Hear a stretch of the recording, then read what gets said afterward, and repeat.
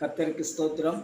எனக்கு அன்பான சகோதர சகோதரிகளே, உங்கள் அனைவருக்கும் இந்த காலை தின வாழ்த்துக்களை தெரிவித்துக் கொள்கிறேன். ஸோ இந்த நாளிலேயும் கூட யாத்ராகம் எழுதின புஸ்தகம் அதோடைய 15ஆம் அதிகாரம் அதோடைய 22லேருந்து 25.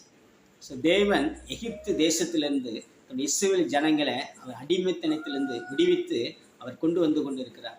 ஸோ அந்த கொண்டு இருக்கும் பொழுது அவர் தன்னுடைய வனாந்திரமான அந்த சூழ்நிலையில் ஒரு 3 நாள் என்ன செஞ்சுட்டு தண்ணி இல்லாமல் போயிட்டு, அப்படி தண்ணி இல்லாமல் போகும்போது அதோடைய லீடராக மோசையை நியமிக்கப்பட்டிருக்கிறாங்க.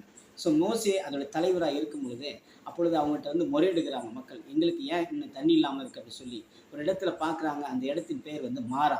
ஸோ மாறாவில் தண்ணி வந்து பார்க்குறாங்க. அந்த தண்ணி வந்து என்னதுன்னா கசப்பு தன்மையாக இருக்கிறது. ஸோ இந்த தண்ணி நாங்கள் எப்படி குடிக்கன்னு சொல்லி எல்லாரும் முறையிடுகிறாங்க.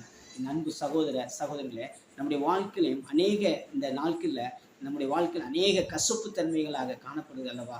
அநேக நேரங்கள் நம்ம ஜெபித்த ஜெபங்களுக்கு ஒரு பதில் இல்லை.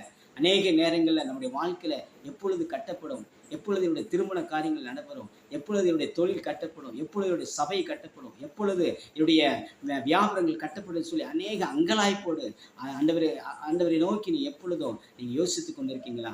ஆண்டவர் உங்களுக்கு தான் என்ன சொல்கிறாரு, ஒருவேளை கசப்பு தன்மையான இருந்தாலும் கூட ஆண்டவர் அந்த கசப்பு தன்மையும் அவர் மதுரமாக மாற்ற முடியும். ஸோ மோசே தன்னுடைய மக்களோட செய்யலை, அவர் எந்த விதமான வார்த்தையிலும் பேசவில்லை.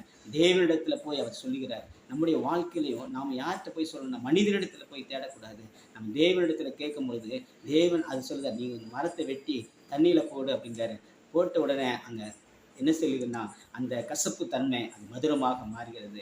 ஸோ நம்முடைய வாழ்க்கையிலையும் ஒருவேளை முடியாத இந்த சாத்தியக்குறை இல்லைங்க. நம்முடைய வாழ்க்கையில் தேவன் அவர் காரியத்தை இந்த நாட்களில் அவர் ஜெயமாய் மாற்றித்தர போதுமானவர் இருக்கிறார். ஒரு பாடல் கூட சொல்கிறது, வாழ்க்கையிலே கசப்புங்கள் கலந்திட்டாலும் பாசமுள்ள ஒரு மரம் கூட வருது, மாறாவி நீரை தேனாக மாற்றும் என் இயேசு என்னோடுண்டு.